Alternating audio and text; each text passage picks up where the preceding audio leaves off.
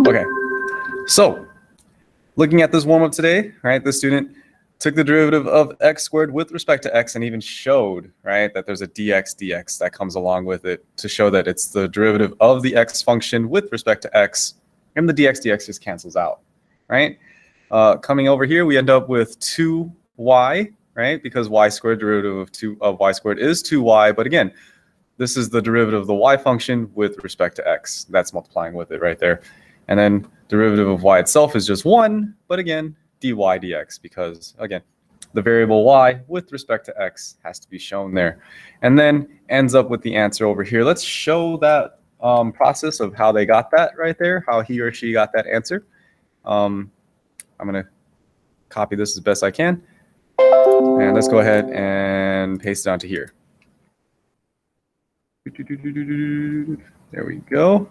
So beautifully done. Oh, also, don't forget that the derivative, knock me, of 17 is 0, right? The derivative of 17, which is a constant, yeah, just a constant. Derivative of any constant is going to be equal to 0. So after that, the student here probably subtracted the 2x to both sides, and you end up with 2y dy dx plus dy dx is equal to negative 2x, right? Factor out a dy dx. You're left with 2y plus 1 is equal to negative 2x. Okay? And then divide by that 2y plus 1. So you end up with dy dx is equal to negative 2x over 2y plus 1. And that's your answer. That's your answer. Okay? That's pretty much it. Now, not too bad, right? Once you get the hang of taking the derivatives using different rules, you just keep applying it, right? Over and over again, whether it be product rule, quotient rule, chain rule, but now you're also applying it to different variables, right? It doesn't always have to be x. It could be other letters as well, other variables as well, and also it could have multiple variables in one. You just have to pay attention to what you're taking the derivative with respect to, right? For example, if I was taking, if I was looking at a position function, you guys have already done a bunch of these, right? If I had s of t, and this was equal to, like, I don't know, 32 t squared minus 7t, for example. It was just something I just made up right here, right? If I asked you to take the derivative of this, you guys would already know then, well, this would be just s prime of t, and then this would be the derivative with respect to t, because, you know, that's what the variable that's there that it is with respect to, right? It's a function of t. I'm looking for the change of position over time, right? That's what s prime is. It's basically ds dt. And that's the thing I'm hoping you guys are going to see here when you're doing these derivatives for different functions. It's not always going to be x's and y's. It'll be s's and t's. It'll be v and t or a and t. It will vary from problem to problem, and I hope you guys are okay with that. And what you really need to focus on is when they ask these questions, right, try to pay attention to what it is that you need to take the derivative with respect to. What is it that we're comparing it to change over x, or is it over time, or is it over whatever letter they pick, right? It even works with area equations. Like if you're calculating the area of a rectangle and I want to see how much the area changes with respect to one of the sides, right? You can say it's dA divided by d s for the side, right? So just keep that in mind, okay? Keep that in mind. It's all pretty much the same thing. This is what I didn't have enough time to do last time. Hopefully you guys were able to calculate that one. But if not, the homework is posted for 3.2. I know Cami was down yesterday for the whole day and all of last night, but it should be back up now. So you can go ahead and take a look at 3.2. So here's another fix that I did just because I should have thought of this beforehand, was this right here. So 3.2, like I said, was down, which is this one right here, the implicit differential on Cami, right? So if you click to load it onto a new page, it wouldn't load, but it does now, I think, right? If you click it now, yeah, it does now. So you can actually see the problems. So just in case this happens again in the future, what I started doing now is uploading the PDF into the Canvas page itself. So you can actually just download the PDF for yourself. So you can click on it and download it, or you can click the little preview button and you can have it load right in the window. The only problem is you can't submit it this way, right? You can't add photos onto this PDF like you do on Cami. So But at least if I do it this way, you guys can actually still do it on paper. And then when Cami comes back up, you just take pictures and submit the photos of it when Cami does come back up. So I did this right here. So just in case Cami goes down again in the future, you guys can access your homework so you guys can do these problems. Okay. Just a heads up, a lot of these word problems were confusing a lot of students who came to my office hours. So please make sure you double check and see if you understand what's being asked from you on some of these problems. Okay, and that's that. All right, that's it for implicit differentiation. Okay, you apply your chain rule, you apply your product rule, you apply your quotient rule, all those rules still apply, but just make sure you're paying attention to what you're taking the derivative of with the derivative with respect to. Okay, that's all I'm going to say for that. Let's go ahead and start up on your new section. It's going to be 3.3. Derivatives of inverse trig functions. Ooh. Derivatives of inverse trig functions. That's a mouthful right there. All right. So it's basically just kind of like stuff that you have to memorize, right? Like when I asked you what's the derivative of a trig function, like for example, what's the derivative of sine? You guys can actually tell me right off the bat right now that you tell me that it is cosine, right? You don't actually go with the limit definition of a derivative anymore, right? Especially for a trig function, you pretty much have those down hopefully by now. And if not, I really suggest you write them down somewhere and start memorizing them, right? You need to know, I guess I could write this off on the side. Yeah, I guess I could write this off on the side. Like, I need you guys to know or tell me, right? What would the derivative of sine be, right? And you guys would be able to tell me, right? Oh, that's just cosine. Knock me in. Same thing with the derivative with respect to x of cosine of x, right? You guys would be able to tell me, oh, knock me. That's easy. That's just negative sine, right? Hopefully you guys have those 6 down, right? Right? Hopefully. So it's sine, cosine, tangent, cosecant, secant, and cotangent, right? Hopefully you know those 6 derivatives for those trig functions. What we're going to go over today is the 6 inverse trig functions and their derivatives, because you will be asked to calculate derivatives of inverse trig functions along the way, right? I'm going to move this over here. Get out of here. Okay, so what's an inverse trig function? Well, first of all, actually, yeah, let's actually talk about that. Do you guys know what an inverse trig function is? Like, for example, if I had inverse sine of x. Oh, no, I didn't sneeze. All right. Inverse sine of x, for example. Have you guys ever seen this before? They might have written it as, another way that they write this out is arc sine. They're the same thing, by the way. But have you ever seen this? Yep. Yes. Yes. Okay. Inverse sine functions are kind of neat, right? They're basically, well, the opposite of what a sine function does. Calvin, perhaps. Well, here, let me show you what I mean. So if I had here, for example, a right triangle that was, let's say, 30, 60, 90, right? 30, 60, 90 triangle follows like this. It goes 1, 2, square root of 3, right? Something like that, I believe, right? So here's the idea. When you deal with a sine function, right, you're usually taking sine of a particular angle, like, for example, sine of 60, right, which would then be equal to the opposite side of that angle that you have written. So opposite of 60, I'm sorry, I have these numbers wrong. 1, 2, square root of 3. I had that right the first time. All right. So when you're dealing with sine, you're dealing with the opposite side, right, over the hypotenuse, right? So then you say sine of 60 was equal to the square root of 3 over 2, right?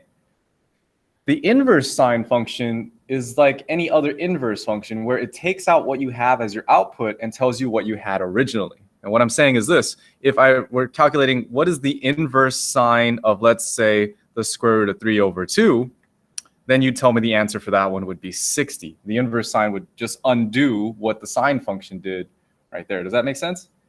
Right? Basically, that's how functions work. I don't know if you guys get that idea, right? If you have a function, let's call it f of x, it takes your domain or your input number, right?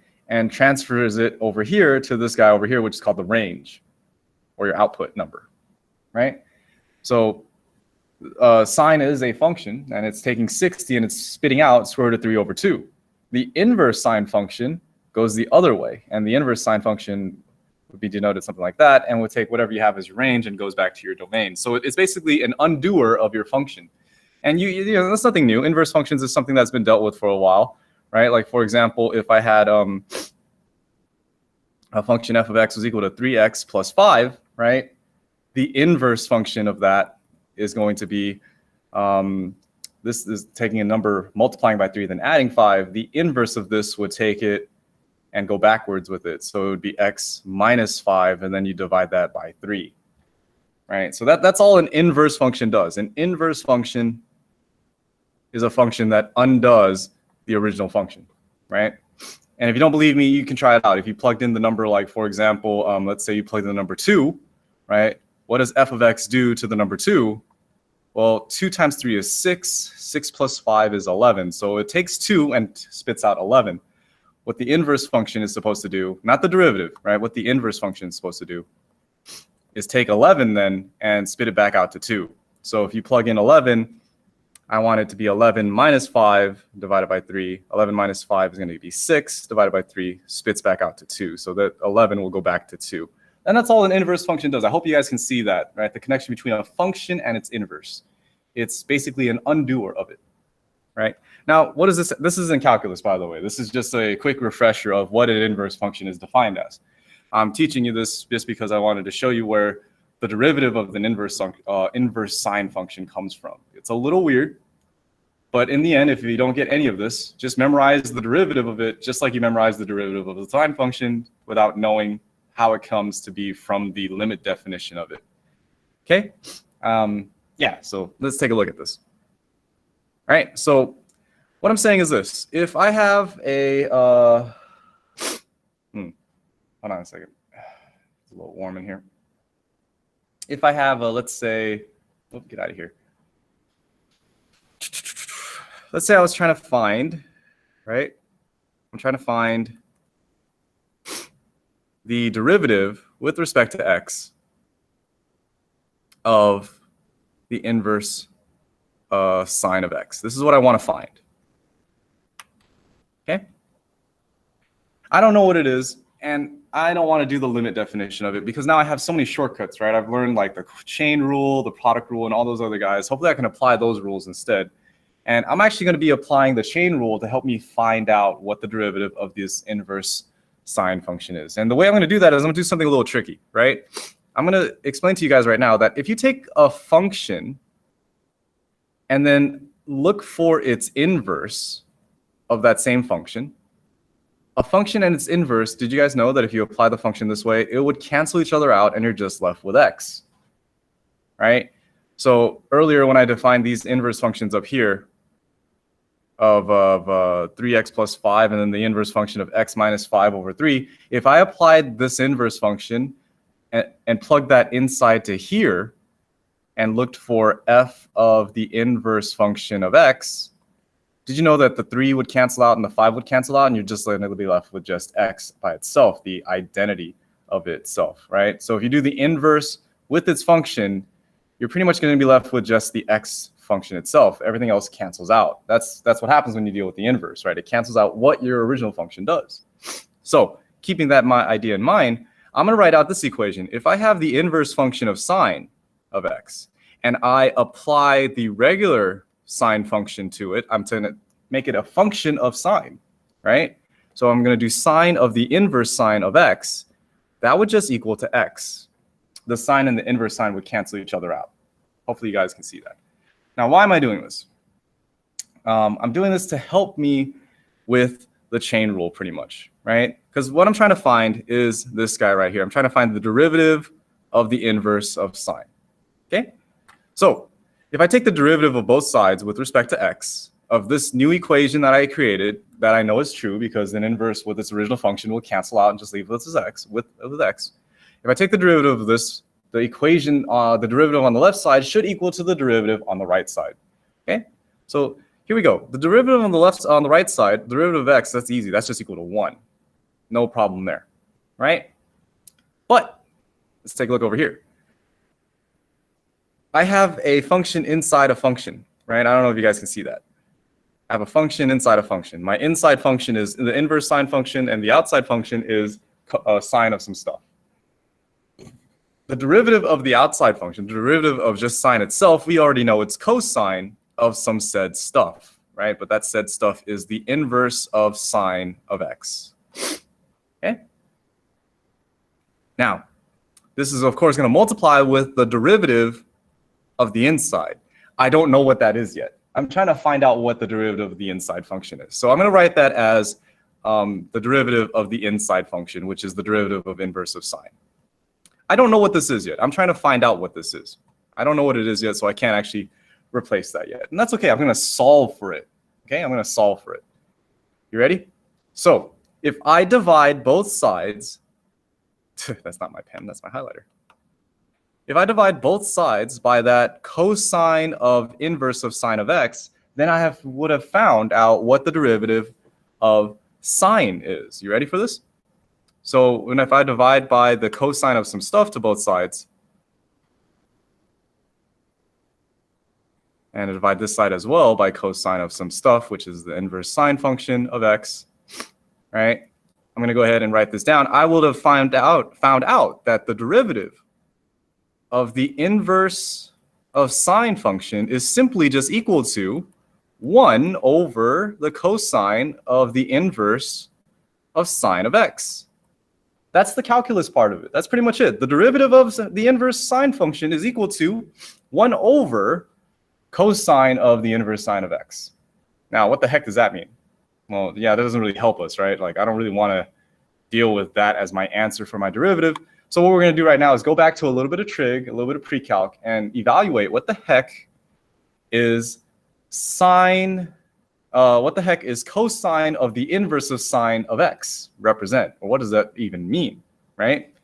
So let's deal with that right now. So what I'm saying is I need to figure out what the heck, right, is cosine of the inverse of sine of x even means.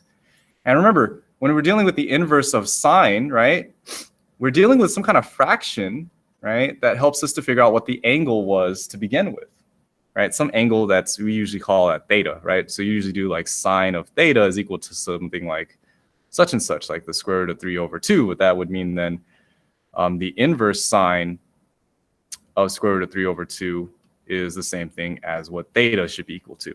So what I'm saying is right here, I'm trying to figure out this guy. I'm going to draw this triangle out. Okay, I'm going to call this angle theta. I don't know what it is. I know that we're dealing with sine, so we're dealing with a right angle. And sine is dealing with the opposite side over the hypotenuse, right? So here's my theta. Here's my theta right here. The side that's opposite of theta would be over here. And I'm going to say the opposite side is equal to x. You guys okay? And it's over the hypotenuse. The hypotenuse that's actually there isn't actually written there for you to see very easily, but since it's a whole number. But since it's a whole number, it's technically a fraction, and it's over 1, which means that this triangle that I'm drawing right here has the opposite side of x, and it has the hypotenuse of 1. See that? Now, thanks to a right triangle, I can actually find out what the third side is. Do you guys know, by the way, do you guys remember an equation that helps you find a third side of a right triangle? You guys remember that equation? What's an equation that helps you find a missing side? Juliet's got it. Brian's got it. Pythagorean Theorem. Yes, Brian, Pythag, right? As his friends called him. They called him Pythag. That's right. So to get that missing side, right? And Monica's typing out the equation. That's right. We're going to use a squared plus b squared equals c squared to help us find it out. So a squared plus b squared equals to c squared is the Pythagorean theorem that applies to any right triangle. Now, I don't know this adjacent side, so I'm going to leave that alone. I don't know what a squared is right now. But I do know that the opposite side is going to be x squared, and I do know the hypotenuse is 1 squared. By the way, if you're ever using the Pythagorean theorem, a common mistake, you don't just willy-nilly put random variables in there. You have to make sure that the hypotenuse goes in for c. Okay, the hypotenuse always goes in for c. A and b can switch between the two, but the c needs to be the hypotenuse. Anyways, trying to solve for a, right? What is a equal to? What is this adjacent side equal to? Well, solve for a, right? A squared is going to be equal to 1 squared, which is just 1, minus x squared. And then take away that squared on the a, and a is going to be equal to the square root of 1 minus x squared. And that's what this guy is equal to. This is equal to 1 minus x squared. Okay? All right. You ready for this? You ready for this? So what I'm saying is this. The inverse sine of x over 1 is going to be equal to this particular theta for this particular right triangle. So what I'm saying is, what I'm looking for is not cosine of the inverse of sine of x, but I'm technically looking for the cosine of theta of this particular right triangle. And what is cosine equal to? Well, cosine is equal to, let's put this in blue instead. Nah, let's go purple. Let's put this in purple instead. Cosine is equal to adjacent over hypotenuse of a particular right triangle. And in this case, we're looking at this particular right triangle. And the adjacent side, I don't know if you guys can see this, but the adjacent side is the square root of 1 minus x squared. And what's the hypotenuse? The hypotenuse is just 1. So what I'm saying is all this work about cosine of the inverse sine of x is technically going to be equal to, right, the cosine of the inverse sine of x. Why all that work is telling me that it's just equal to the square root of 1 minus x squared.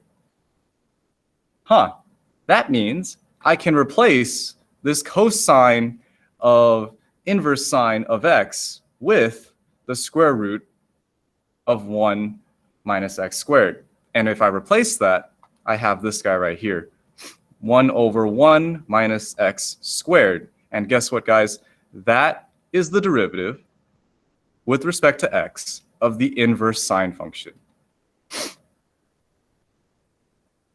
Now, are you going to have to know this proof of how I found the derivative of the inverse sine function? No, you're not going to have to need to memorize or explain or derive this here.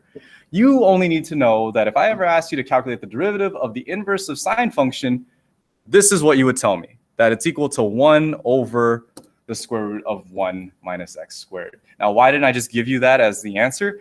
I'll be honest with you. I like showing you where things come from, and I hate it when teachers would just say, that's what it is. Although you won't get tested on it, or you will ever be required to show your knowledge of how it came to. I think it's an interesting thing to see, right? Not just to be given, here's the derivative, memorize this guy. There actually is a way to derive these derivatives, and they apply different rules to them. And in fact, this one applies not only the chain rule to it, but it also helps us to derive something later on that we're going to be doing, which is the derivative of an inverse function, of any particular inverse function. We apply the same strategy. But I just wanted to show you, it's not just something that comes up out of nowhere. It actually involves a lot of your trig identities, not trig identities, your trig work that you learned from pre-calc, your familiarity with right triangles and all that. And it shows you that, that's what that's going to be equal to. Now, if all this just flew over your head and you had no idea what I'm talking about, write this down in your notes then. The derivative of the inverse sine function is equal to 1 over the square root of 1 minus x squared. So yeah, if you've written nothing else down, if you're not getting anything else, the one thing that you can take away from this is if I was taking the derivative of the inverse of sine with respect to x, that's going to equal to 1 over the square root of 1 minus x squared. Okay?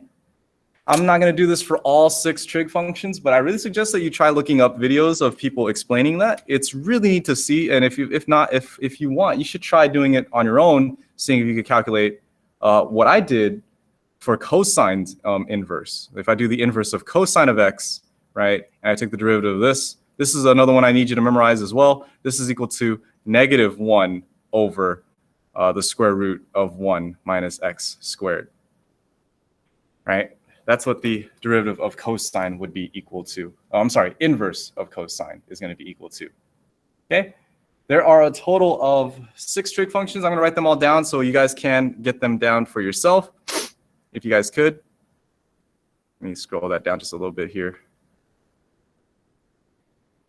Move that down there. Okay, and let's do one for trig. Oh, I'm sorry, for trig. For tangent, right? The inverse tangent has a derivative as well that I need you guys to know. So the derivative with respect to x is going to be equal to 1 over 1 plus x squared.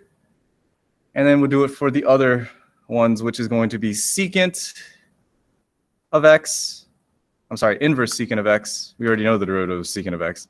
The inverse derivative, the derivative of inverse secant of x is going to be equal to 1 over x times the square root of x squared minus 1.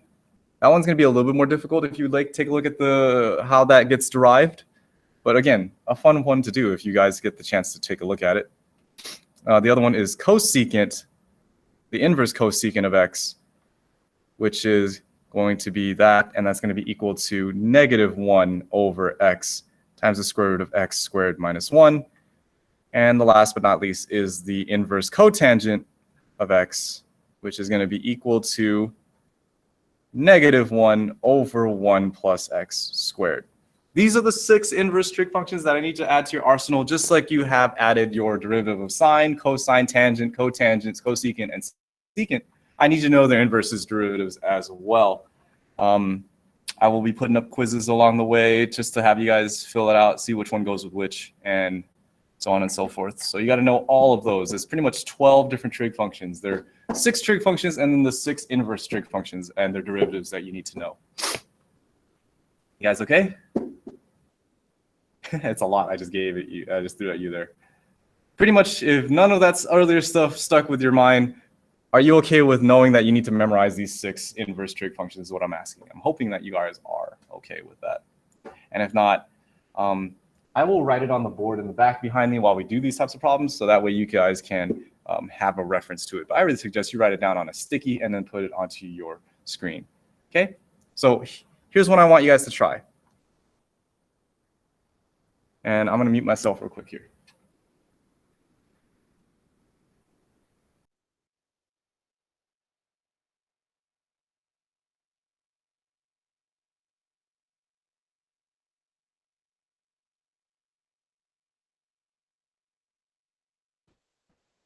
Sorry, thought I was getting a call from the gas company, but that wasn't them. Anyways, let's do an example problem. Let's say I was asked to find, right, dy dx, given that y is equal to the inverse sine function of x squared, right? So you guys don't do this yet. Let's actually do this one together. I was gonna let you guys try one out, but let me do one first, and then I'm gonna have you guys try one yourselves, okay? So let's take a look at this one together. So we know that the derivative of the inverse sine function is gonna be equal to 1 over the square root of 1 minus x squared, but that's only if it was just x inside. We don't have just x inside. Do you guys see what we have inside there? What do we have inside there? We have a x squared. And you notice how I'm saying this. We have this inside that function, don't we? Meaning, what's the rule that you need to apply when you have a function inside another function? What's the rule?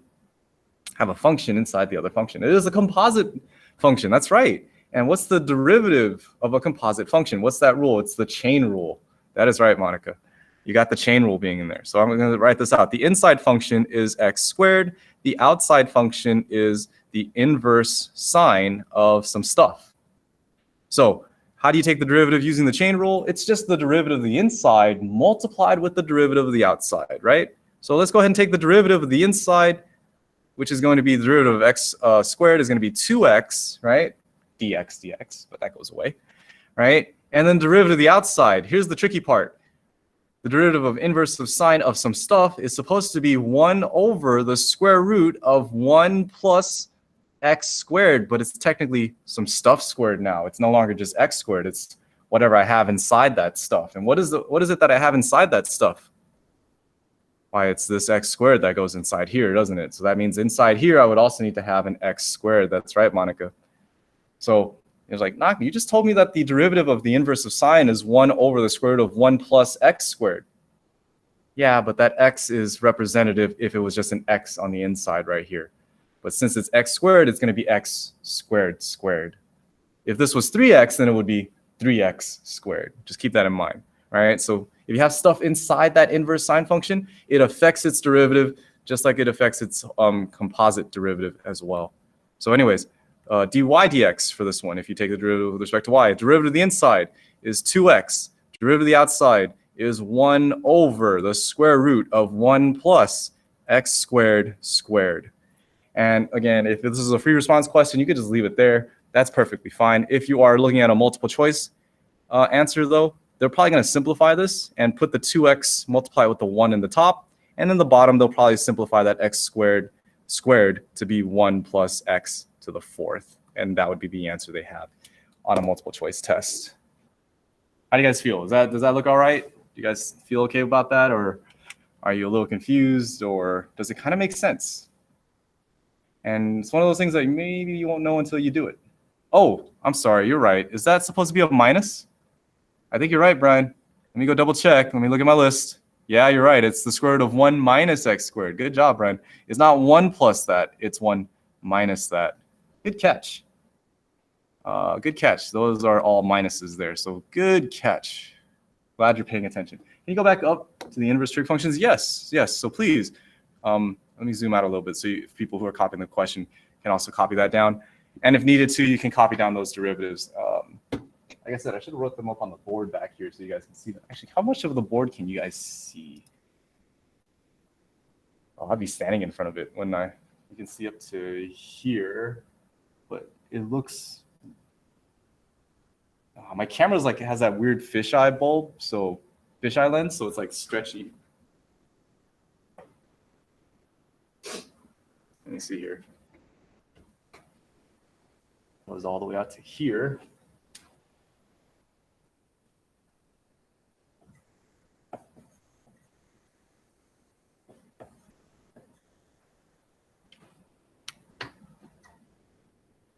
Oh, you can't see that at all, can you? Yeah. Nah, well, that's not gonna work. What if I wrote it over here?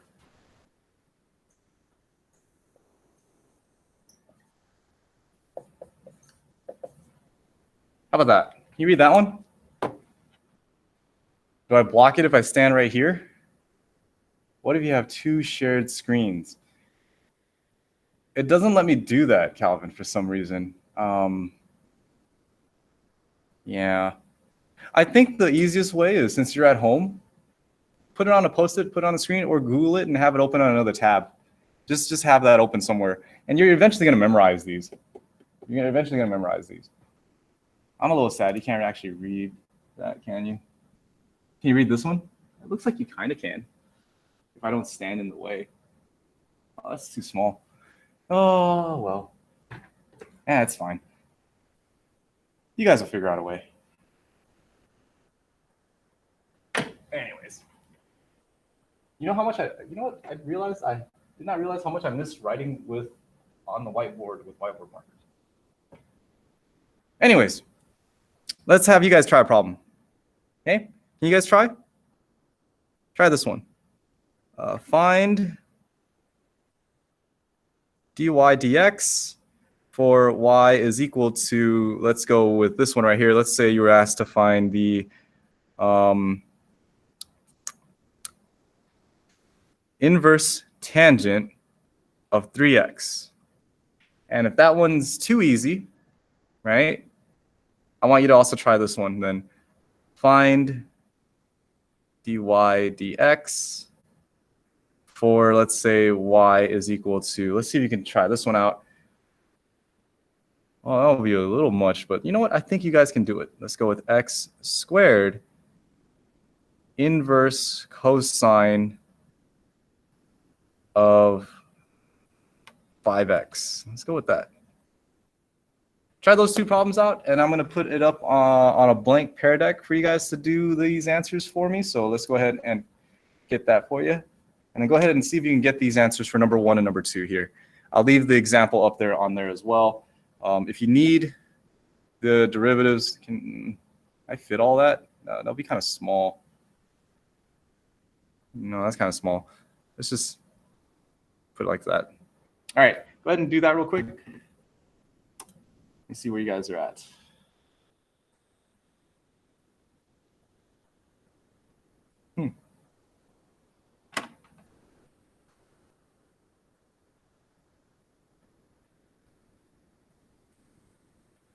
While you guys are working on that, let me see here.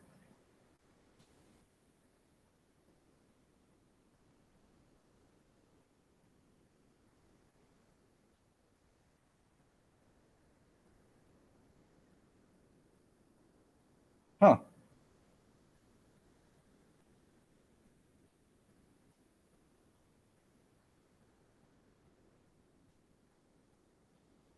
Interesting.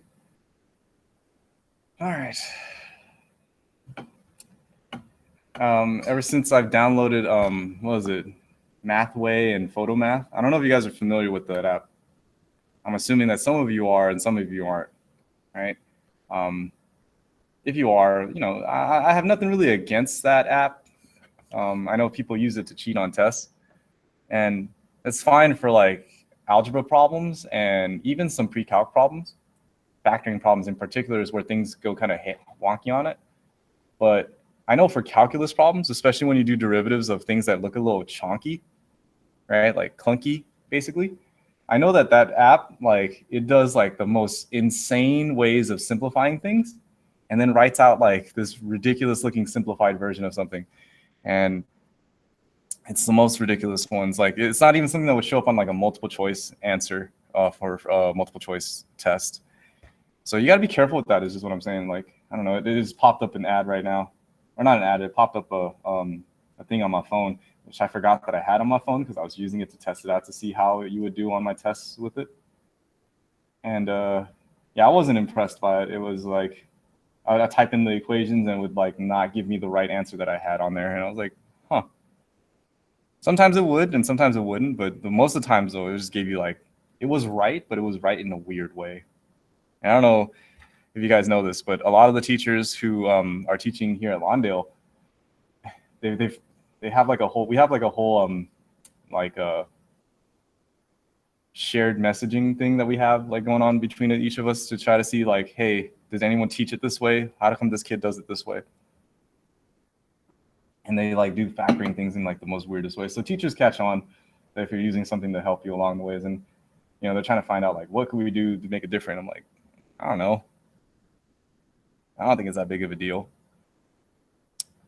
Especially in calculus. Maybe that's just me because I don't think it's that big of a deal, because in calculus, if you use it, it doesn't help you to get the answer. Not only that, it gives you like the weirdest answers, the weirdest simplified answers. At least that's what I was seeing. And for BC, it's even worse. Mathway for calculus BC was giving the wrong answers for it. And I was like, oh. One of the things that we'll learn actually later on is called L'Hopital's rule, which is applying derivatives to limits to calculate indefinite limits. And yeah, I was giving out like these weird answers for it. I was like, what the heck? And I you know, you could type it in or you could take a picture of it. And I typed it in. It was typed in correctly, and it was just giving me the wrong answer. Anyways, I digress. That's just me ranting. It's a nice concept, like, you know, help kids with their work, like gives you the answers, but it's not great when you're trying to do it on the test. Like, it's good for like homework just to make you sure you can double check your answers, but you don't want to risk it on something where you're getting graded. I don't know. I'm just ranting about nonsense. All right, let's go ahead, go down here. Let's see how you guys are doing here. Number one, looking good. Looking good, Juliet. That's beautiful. Oscar. There should be some more functions in there, Oscar. There should be a little bit more function. Oh, I see how you got that. Don't forget when you put that 3 squared in the bottom, because Monica, I see yours as well for number one. Don't forget there's an x in there, right? It's not just 3 squared, it's 3x squared. Don't forget that it's the 3x squared in there. So I saw that right there. So yeah, that looks like a good thing we should talk about. Right? Brian, looking good on number one. Keep going on number two. I love that you see that you do need to apply a specific rule to number two before you do the derivative of the inside with the derivative of the outside. That's beautiful. That's beautiful. Max, I love it. That's awesomely written out. Let's take a look here. David, good use of colors. Very good, very good. And I see that you multiplied it out. That's beautiful, David. Keep going, keep going. Rahish, good job. Beautifully done. Oh, you are here, by the way. I saw you as absent earlier, but now it looks like everybody's here. I got everybody marked, right? Jackie, are you in here? I see that it's marked you here, so I think you are here. Yes, you are. I see you here. And Rahish is here. And I think I was missing Mark earlier, but Mark, it looks like you're here now. Right? Do I have you here, Mark? Yes, good, good. Okay. So yeah, perfect. No one absent today. Beautiful, beautiful. I love it. By the way, if you are ever absent, can you message me if you've watched the video online and you've done the homework? I can still mark you present, right? I know that's like, I shouldn't be telling you that, but at the same time, I want you to be, getting credit for this stuff. So if you guys just, watch this stuff as I post it online and then do the homework that's assigned with it, I can mark you guys here. It just won't be synchronous. It'll be marked here asynchronous, and that's actually not too bad. All right, so looking good here. Calvin, good. That's awesome. Brian, that's beautiful. Kaylee, that's beautiful. Let's keep going here. Emily, beautiful job on the derivative of the inside times the derivative of the outside, but be careful with that x squared. It's not just x squared, right? Because inside the inverse tangent is not just x. It has a 3x in there. And Jocelyn, that's perfect. That's good. I like that you wrote out the in and you wrote out the out. That helps it easier, makes it easier to see that right there. Julia, good job, Julia. That's beautiful. You even simplified it out afterwards. Yeah, that works. That looks good. Eric, what are you writing, Eric? Tachisu? I don't know what that is. Yeah, I know it's hiragana, but I don't know what that word is. I learned a little bit of hiragana and katakana. Okay, let's see what we got here. Jeffrey, beautifully done on number 1. Keep going. Diana, beautifully done on number 1 as well. I like your Shirley. I like how you did it, how I did it. That's beautifully written out, by the way, for your derivative of the inside times your derivative of the outside. Fatima, good job writing it right there. Don't forget to do the derivatives. Oh, you're typing it out. I think you're getting it. You're getting there. Leslie, good. You're almost finishing it up. Make sure you're looking at the right derivative for tangent, Leslie. It doesn't have a square root, I don't believe. Does tangent have a square root? Yeah, it doesn't. So make sure you get the right one. Make sure you have those somewhere on a page somewhere so it's easy to see. Grace, beautiful, beautiful. Keep going. 7 other of you guys have clicked in but not responded. And out of the total of 36 students that are in here, I only have 27 students who clicked on the link for this. Oh, maybe it's because, some of you guys weren't here for when I gave out that link. So let me give that link back out again, just in case you need it. I can get the recorded that you did work in here today. All right. All right. So let's see here. The derivative of, let's go over number 1. It looks like most of you guys who were typing it in there already have the answer for number 1. Right? Already have the answer for number 1. That's awesome. Let's go overhead. Let's go ahead and take a look at it. Let's go ahead and take a look at it. So, right here, if I was taking the derivative of this, right, hopefully you guys will see that the inside is 3x and the outside is inverse of tangent of some said stuff. And that said stuff, of course, is the 3x. But I'll write that down later when I take the derivative. Okay? So the derivative with respect to x of 3x is just equal to 3.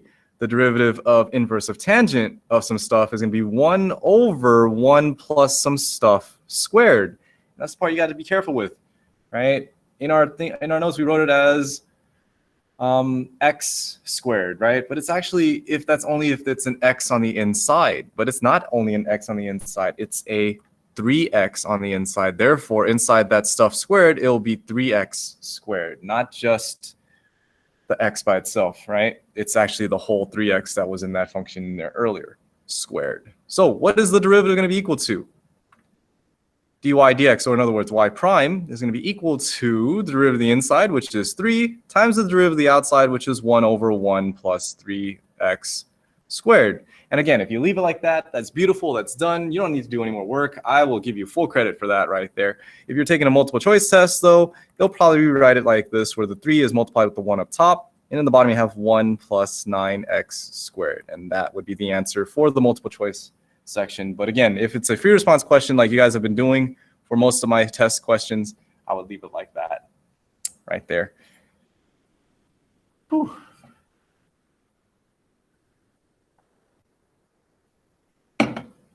All right, that's number 1. Pretty easy, right? Pretty easy.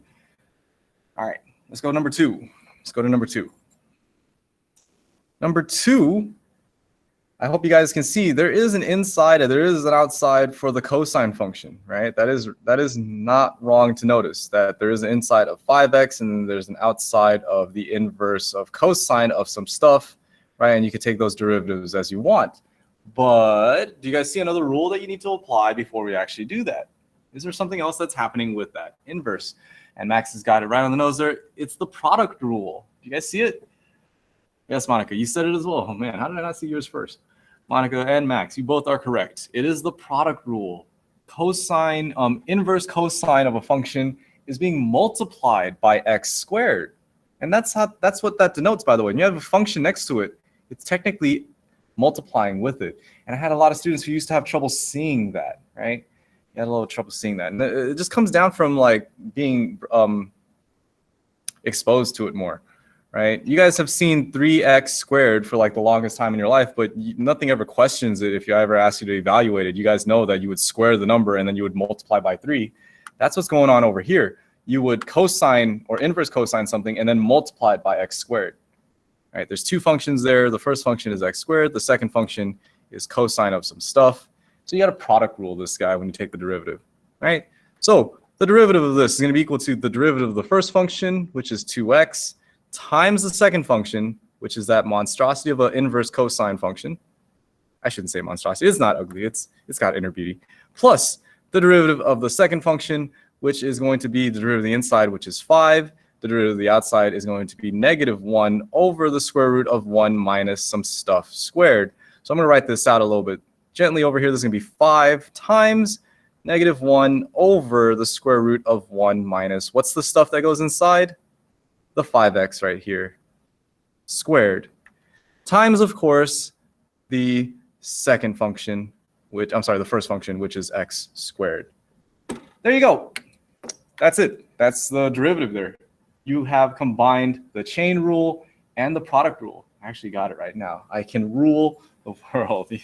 You can rule the derivatives, right? You can rule them all, right? Hold on a second. Hold on a second. I had this before.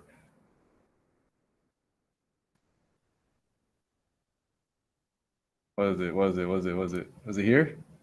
No, that's that one. Oh, I lost it. Never mind. All right. Anyways, haha, inner beauty. So if that's true for us, ugly on the outside, beauty on the inside, does that make us a composite function?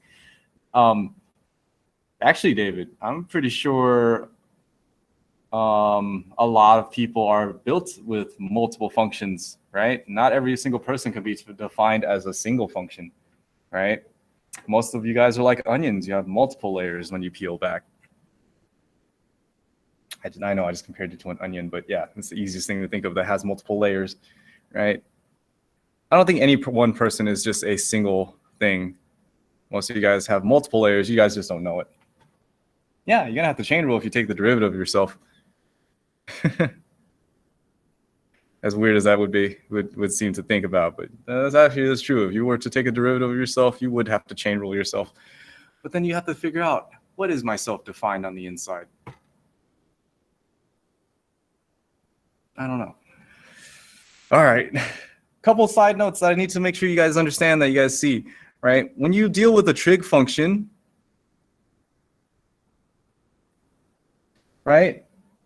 This is one way of denoting that it's the trig function being squared as a whole. So this would be cosine of x quantity squared, right? This is not to be confused with when you have it to the -1 power. This does not equal to cosine of x to the -1, because when you write it this way, what that denotes, right? When you write something to the -1 power, that denotes for you to do the reciprocal of it, which is 1 over x. And that is not the case for trig functions. The way we denote inverse trig, I'm sorry, not inverse trig functions, reciprocal trig functions is we use secant and cosecant.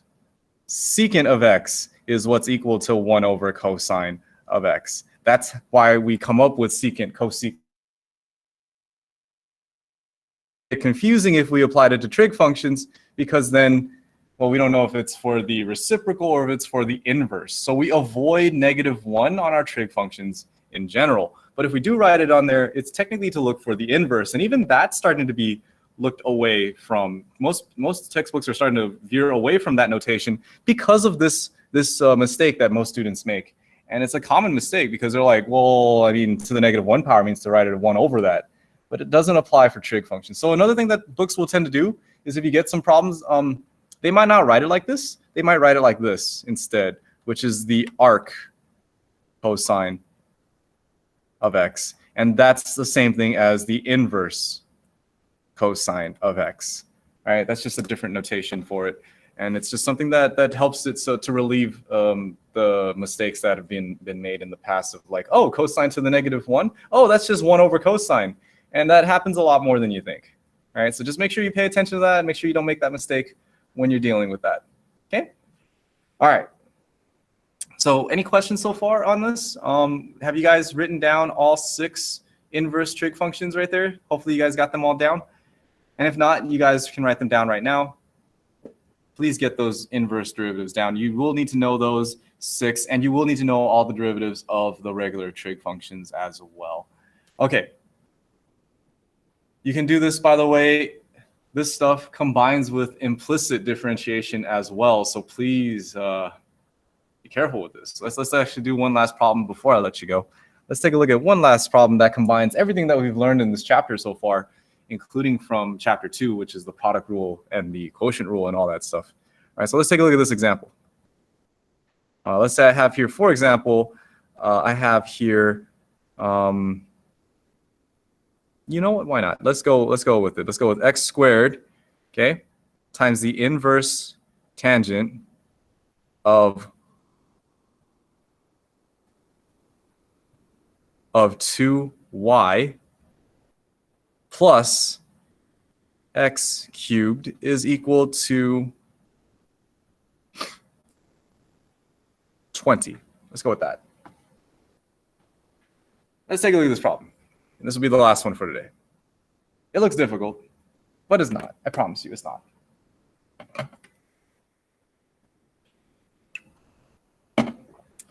All right. So taking the derivative here, please note that if I take the derivative of this guy, let's see how I was asked to find dy dx, right? I should put the directions with it. That means I need to take the derivative of this entire thing with respect to x. So you got to do it for each of these terms, right? The right side's super easy. If you just take the derivative of 20, that's just going to equal to 0. And the x cubed is easy as well. That's just going to be 3x squared dx dx. This, on the other hand, right, we just did a problem like this. We have to use the product rule.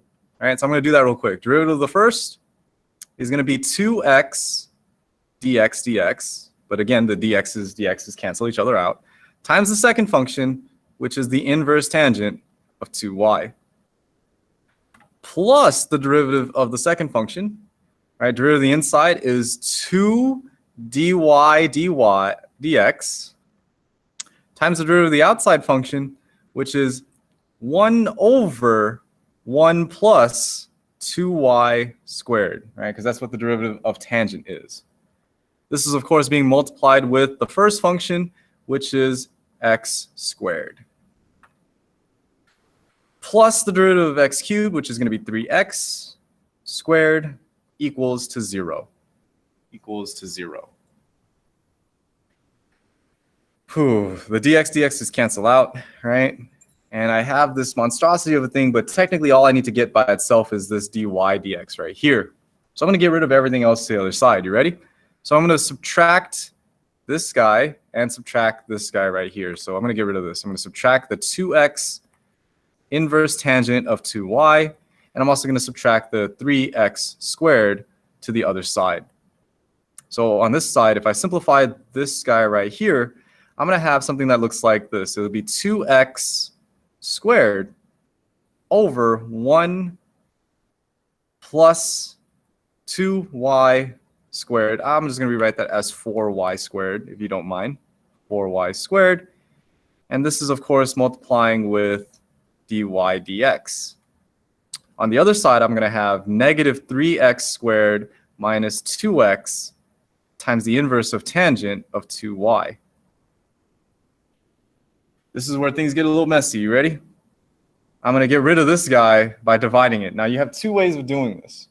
Now, if you are just looking to get the right answer, I'm not going to mark you wrong if you divide by a improper fraction. If you divide by this, I'm not going to mark you wrong on it.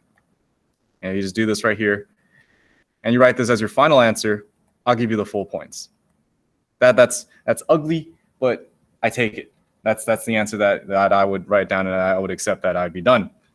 If you are uncomfortable by this because you've been trained to simplify or make your fraction look as nicely as possible, then the other option you can do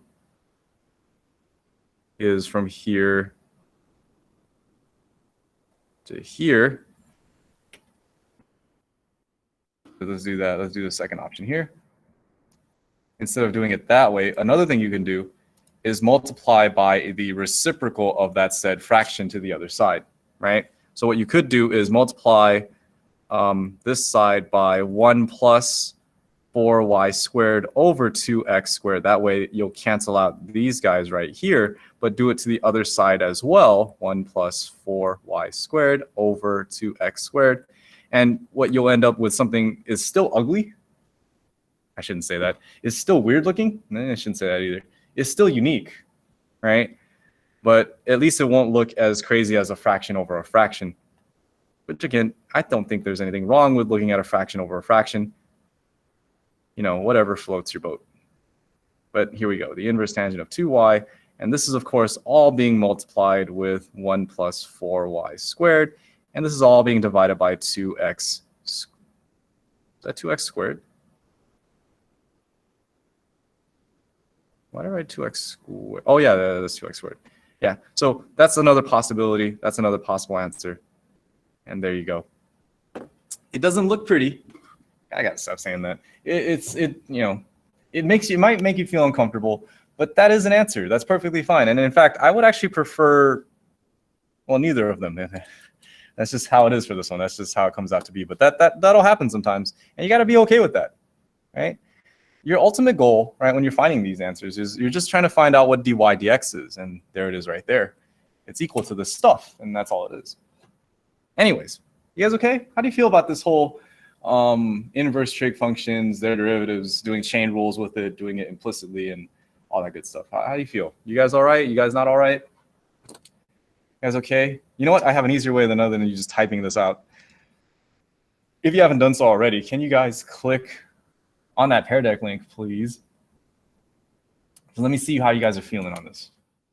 All right? Let me see how you guys are feeling on this. So can you guys click on that Pear Deck link real quick? I'm going to go ahead and open this up. And I just want to get a feel of where you guys are on this one. All right, give me a thumbs up if you're feeling good. Give me a thumbs down if you're not feeling too good about it. And if you're feeling, in between, just move that to the in between, and let me know where you are. And if you want, yeah, we can try to do a couple more. But let's see here. Where are you guys? Let's take a look. There it is. I don't know if you guys see this or not, but it's kind of neat. If I share the responses, you can actually see your dots move.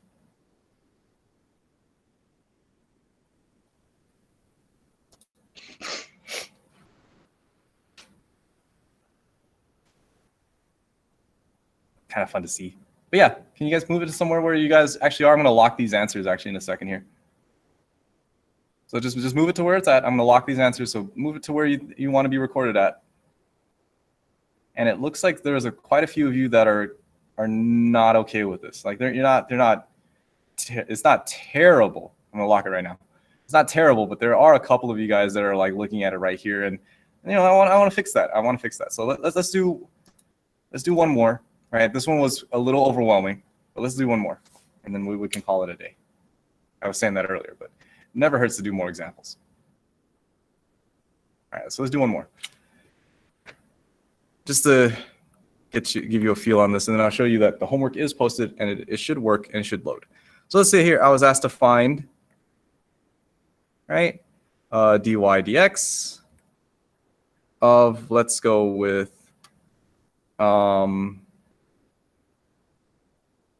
y is equal to, no. Let's make it a mixture. Let's go with y inverse sine of y plus y plus x squared is equal to 13. Can you guys go ahead and try this one? I'm going to go ahead and give you that blank Pear Deck screen. Give me 1 second. And there you go. Can you guys go ahead and try that real quick? We only have like 5 minutes, so you guys see if you can find the answer for this one, and then we'll wrap it up. Oh no, is it not drawable? Did I make it as a dot? I think I did make it as a dot. Whoops. There. How's that one? Does that one look right? Does that one look like you can draw? I think that one's drawable. Yeah, there you go. Okay. You can draw dots.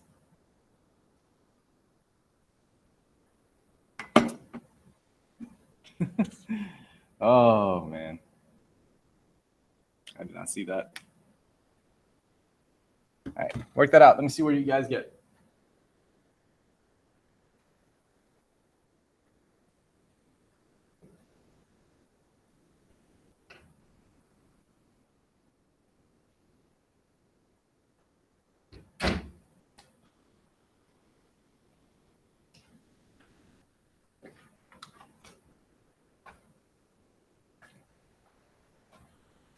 I'm gonna get a snack while you guys are working this out.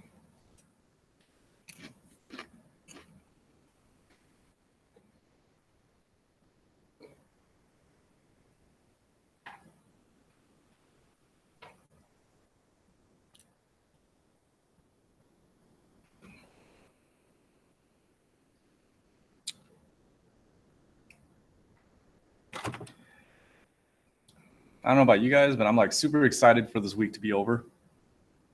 I don't know about you guys, but I really want Thanksgiving break already. We get all of next week off, guys. So we got to just get pushed through. We're already on Tuesday. We get to Thursday, and then you won't have to see me again. Oh, actually, no, you guys see me on Friday for 30 minutes. And then you guys won't see me again for a week, right? That's something you could be thankful for, right? You don't have to do calculus, except for the packet I'm going to hand over to you guys for Thanksgiving break. I make sure that you have to do like problems all throughout Thanksgiving break, right? Just one packet a day, right? But aside from that, right, it'll be great. You don't have to worry about it.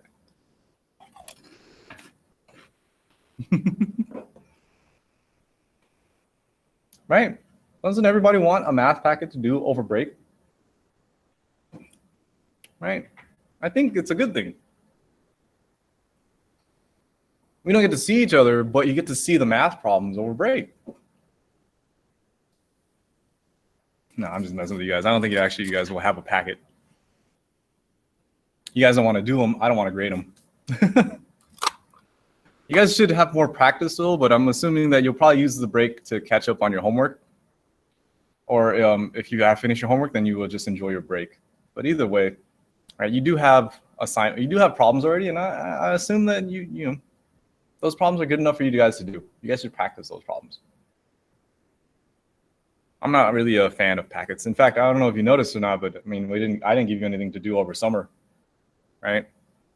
I think a lot of the AP teachers were doing that. They were giving out summer packets, but Nah, I believe summer is like the time for you to rest. So I know we were behind on like some pre-calc topics, but we'll make it work. We'll make it work. We'll make it work. What if my math skills are already trash? Oh my gosh. All right. If you guys could leave your answer on the Pear Deck for me. Yeah, leave the answer on the Pear Deck for me. We'll go over this together on, when do I see you guys again? Thursday? So not tomorrow, but the day after tomorrow. And yeah, we'll go over this together. And that's going to be it, guys. That's going to be it. Have a good rest of your day. That's going to be it. I won't go over this answer just yet, but just submit your answer. Well, I mean, just leave your answer on the Pear Deck for me so I can go ahead and take a look and see where you guys are at for these ones. Thank you for the 10 students that have typed in or written their answers. For the rest of you guys, please write that in there before the end of today, before I lock this out, so I can take a look and see where you guys are at and give you guys your daily participation for this stuff.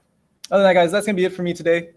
Hope you guys are okay with it. If not, please stop by my office hours. I will be in today from 1 to 2 if you have any extra questions, okay? Other than that, guys, have a good rest of your day. I'll see you guys later. All right? Bye, everybody. So long. Farewell.